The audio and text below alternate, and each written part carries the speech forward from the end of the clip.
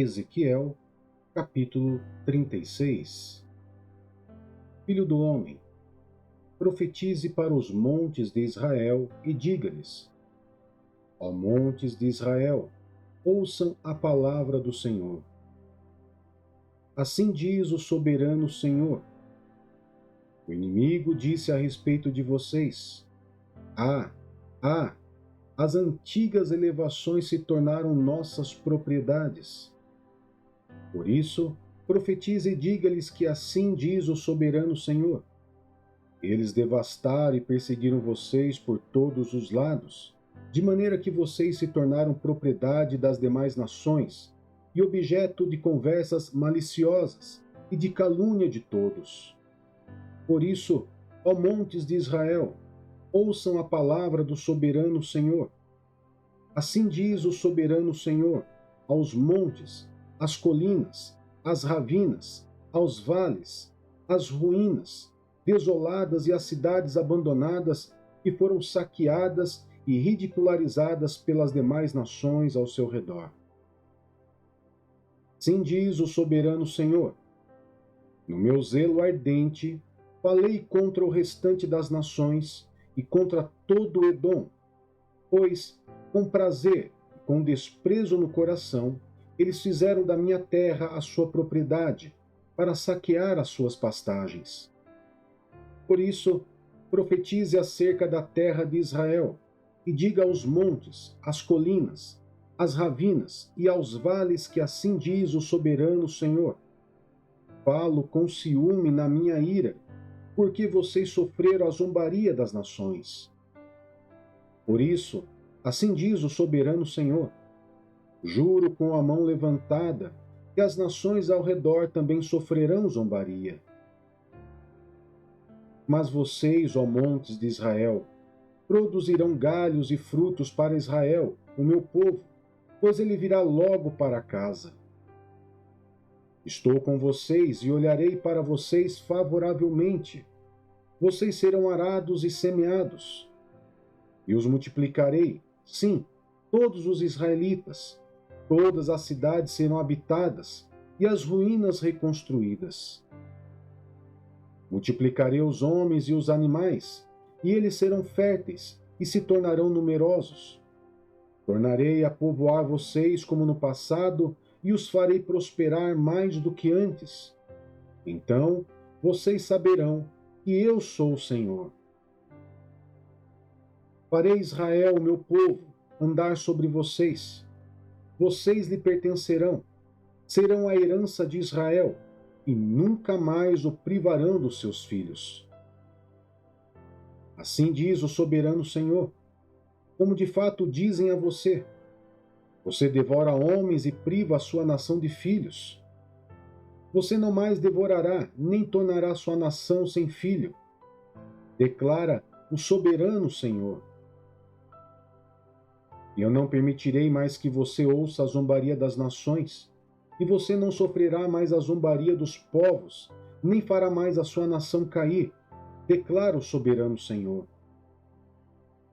De novo, a palavra do Senhor veio a mim dizendo: filho do homem, quando os israelitas moravam na terra que lhes pertencia, eles a contaminaram com os seus próprios atos e ações. A conduta deles era aos meus olhos como a impureza menstrual de uma mulher. Por essa razão, derramei sobre eles a minha ira, porque eles derramaram sangue na terra e porque se contaminaram com seus ídolos. Eu os dispersei entre as nações, e eles foram espalhados entre os povos. Eu os julguei de acordo com a conduta e as ações deles. Por onde andaram entre as nações, profanaram o meu santo nome, pois se dizia a respeito deles: este é o povo do Senhor. Mesmo assim, ele teve que sair da terra que o Senhor lhe deu. Tive consideração pelo meu santo nome, o qual o povo de Israel profanou entre as nações para onde tinha ido. Por isso, diga ao povo de Israel que assim diz o soberano Senhor: não é por sua causa, ó povo de Israel, que farei essas coisas, mas pelo meu santo nome, que vocês profanaram entre as nações para onde foram. Mostrarei a santidade do meu grande nome, que foi profanado entre as nações, o nome que vocês profanaram no meio delas. Então as nações saberão que eu sou o Senhor, declaro o soberano Senhor, quando eu me mostrar santo por meio de vocês diante dos olhos delas. Pois eu os tirarei dentre as nações, os ajuntarei do meio de todas as terras e os trarei de volta para a sua própria terra. Aspergirei água pura sobre vocês e ficarão puros. Eu os purificarei de todas as suas impurezas e de todos os seus ídolos. Eu lhes darei um coração novo e porei um espírito novo no interior de vocês. Tirarei de vocês o coração de pedra, em troca darei um coração de carne. Porei o meu espírito no interior de vocês e os levarei a agir segundo os meus estatutos e a obedecer fielmente às minhas ordenanças. Vocês habitarão na terra que dei aos seus antepassados. Vocês serão o meu povo e eu serei o seu Deus. Eu os livrarei de toda a sua impureza, convocarei o cereal e a farei multiplicar-se, e não trarei fome sobre vocês. Aumentarei a produção das árvores e as safras dos campos, de modo que deixem de sofrer vergonha entre as nações por causa da fome. Então vocês se lembrarão dos seus caminhos maus e das suas ações ímpias, e terão nojo de vocês mesmos, por causa das suas iniquidades e das suas práticas detestáveis. Quero que saibam que não farei isso por causa de vocês, declara o soberano Senhor. Envergonhem-se e humilhem-se por causa da sua conduta, ó povo de Israel. Assim diz o soberano Senhor: no dia em que eu os purificar de todos os seus pecados, restabelecerei as suas cidades, e as ruínas serão reconstruídas. A terra arrasada será cultivada, não permanecerá arrasada aos olhos de todos os que passarem por ela. Estes dirão: esta terra que estava arrasada tornou-se como o jardim do Éden. As cidades que jaziam em ruínas, arrasadas e destruídas, agora estão fortificadas e habitadas. Então, as nações que estiverem ao redor de vocês e que subsistirem saberão que eu, o Senhor, reconstruí o que estava destruído e replantei o que estava arrasado. Eu, o Senhor, falei e o farei. Assim diz o soberano Senhor: uma vez mais cederei à súplica do povo de Israel e farei isto por ele. Eu o tornarei tão numeroso como as ovelhas. Assim diz o soberano Senhor: uma vez mais cederei à súplica do povo de Israel e farei isto por ele, e o tornarei tão numeroso como as ovelhas, e como um rebanho consagrado, como o rebanho de Jerusalém nas suas festas solenes. Desse modo, as cidades em ruínas ficarão cheias de rebanhos de gente. Então eles saberão que eu sou o Senhor.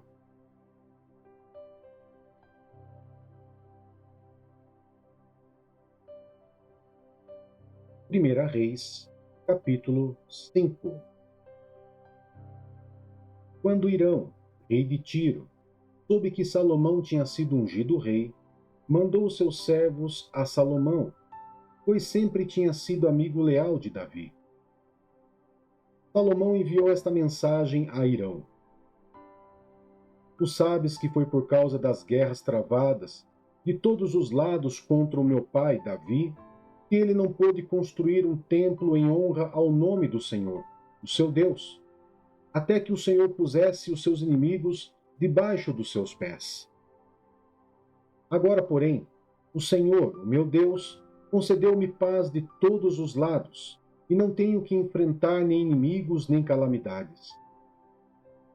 Pretendo, por isso, construir um templo em honra ao nome do Senhor, o meu Deus, conforme o Senhor disse ao meu pai Davi: o seu filho, a quem porei no trono em seu lugar, construirá o templo para o meu nome. Agora te peço que ordenes que corte para mim cedros do Líbano. Os meus servos trabalharão com os teus, e eu te pagarei o salário que determines para os teus servos. Sabes que não há entre nós ninguém tão hábil em cortar árvores quanto os sidônios. Hirão ficou muito alegre quando ouviu a mensagem de Salomão e exclamou: Bendito seja o Senhor hoje, pois deu a Davi um filho sábio para governar esse grande povo. Hirão enviou a seguinte mensagem a Salomão: Recebi a mensagem que me enviaste e atenderei ao teu desejo, enviando-te madeira de cedro e de junípero.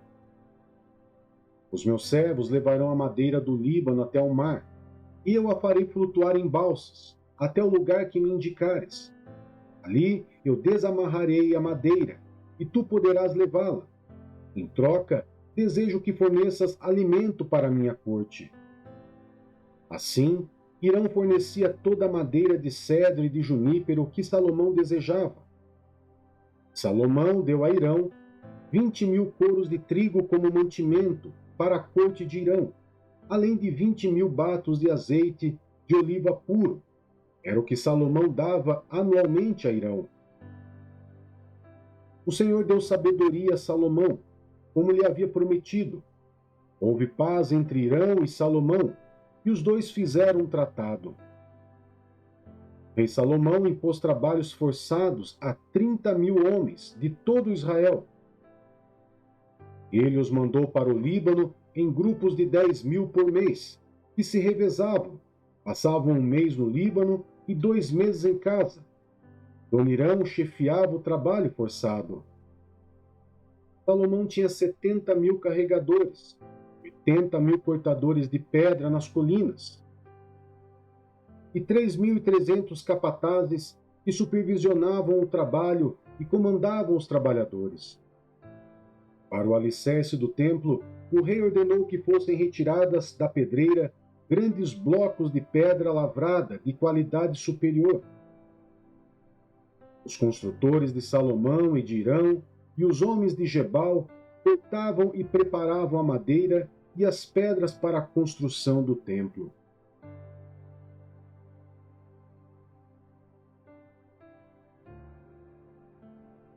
Atos dos Apóstolos, capítulo 26. Então Agripa disse a Paulo: Você tem permissão para falar em sua defesa. A seguir, Paulo fez sinal com a mão e começou a sua defesa. E Agripa, considero-me feliz por poder estar hoje em tua presença, para fazer a minha defesa contra todas as acusações dos judeus, e especialmente porque estás bem familiarizado com todos os costumes e controvérsias deles. Portanto, peço que me ouças pacientemente. Todos os judeus sabem como tenho vivido desde pequeno, tanto em minha terra natal como em Jerusalém. Eles me conhecem há muito tempo e podem testemunhar, se quiserem, e como fariseu, vivi de acordo com a seita mais severa da nossa religião. Agora estou sendo julgado por causa da minha esperança no que Deus prometeu aos nossos antepassados. Esta é a promessa que as nossas 12 tribos esperam que se cumpram, cultuando a Deus com fervor dia e noite. É por causa desta esperança, ó rei, que estou sendo acusado pelos judeus. Por que os senhores acham impossível que Deus ressuscite os mortos? Eu também estava convencido de que deveria fazer todo o possível para me opor ao nome de Jesus, o Nazareno. E foi exatamente isso que fiz em Jerusalém. Com autorização dos chefes dos sacerdotes, lancei muitos santos na prisão. Quando eles eram condenados à morte, eu dava o meu voto contra eles. Muitas vezes ia de uma sinagoga para outra a fim de castigá-los e tentava forçá-los a blasfemar. Em minha fúria contra eles, cheguei a ir às cidades estrangeiras para persegui-los. Numa dessas viagens, eu estava indo para Damasco, com autorização e permissão dos chefes dos sacerdotes. Por volta do meio-dia, ó rei, estando eu a caminho, vi uma luz do céu mais resplandecente que o sol, brilhando ao meu redor e ao redor dos que iam comigo. Todos caímos por terra. Então ouvi uma voz que me dizia em aramaico: Saulo, Saulo, por que você está me perseguindo? Resistir ao aguilhão só lhe trará dor. Então perguntei: Quem és tu, Senhor? Respondeu o Senhor: Sou Jesus, a quem você está perseguindo. Agora, levante-se, fique em pé. Eu lhe apareci para constituí-lo servo e testemunha do que você viu a meu respeito e do que lhe mostrarei. Eu o livrarei do seu próprio povo e dos gentios, aos quais eu o envio para abrir-lhes os olhos e convertê-los das trevas para a luz, e do poder de Satanás para Deus, a fim de que recebam o perdão dos pecados e herança entre os que são santificados pela fé em mim. Assim, rei Agripa, não fui desobediente à visão celestial. Preguei em primeiro lugar aos que estavam em Damasco, depois aos que estavam em Jerusalém e em toda a Judéia, e também aos gentios, dizendo que se arrependessem e se voltassem para Deus, praticando obras que mostrassem o seu arrependimento. Por isso os judeus me prenderam no pátio do templo e tentaram matar-me, mas tenho contado com a ajuda de Deus até o dia de hoje. E por esse motivo estou aqui e dou testemunho tanto a gente simples como a gente importante. Não estou dizendo nada além do que os profetas e Moisés disseram que haveria de acontecer. Que o Cristo haveria de sofrer e, sendo o primeiro a ressuscitar dentre os mortos, proclamaria luz para o seu próprio povo e para os gentios. A esta altura, Festo interrompeu a defesa de Paulo e disse em alta voz: Você está louco, Paulo. As muitas letras o estão levando à loucura. Respondeu Paulo: Não estou louco, excelentíssimo Festo. O que estou dizendo é verdadeiro e de bom senso. O rei está familiarizado com essas coisas e lhe posso falar abertamente. Estou certo de que nada disso escapou do seu conhecimento, pois nada se passou num lugar qualquer. Rei Agripa, crês nos profetas? Eu sei que sim. Então Agripa disse a Paulo: Você acha que em tão pouco tempo pode convencer-me a tornar-me cristão? Paulo respondeu: Em pouco ou em muito tempo, peça a Deus que não apenas tu, mas todos os que hoje me ouvem se tornem como eu, porém sem essas algemas. O rei se levantou e com ele o governador e Berenice, como também os que estavam assentados com eles. Saindo do salão, comentavam entre si: Este homem não fez nada que mereça morte ou prisão. Agripa disse a Festo: Ele poderia ser posto em liberdade se não tivesse apelado para César.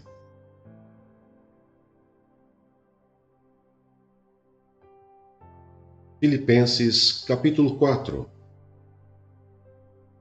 Portanto, meus irmãos, a quem amo e de quem tenho saudade, vocês que são a minha alegria e a minha coroa, permaneçam assim firmes no Senhor, ó amados.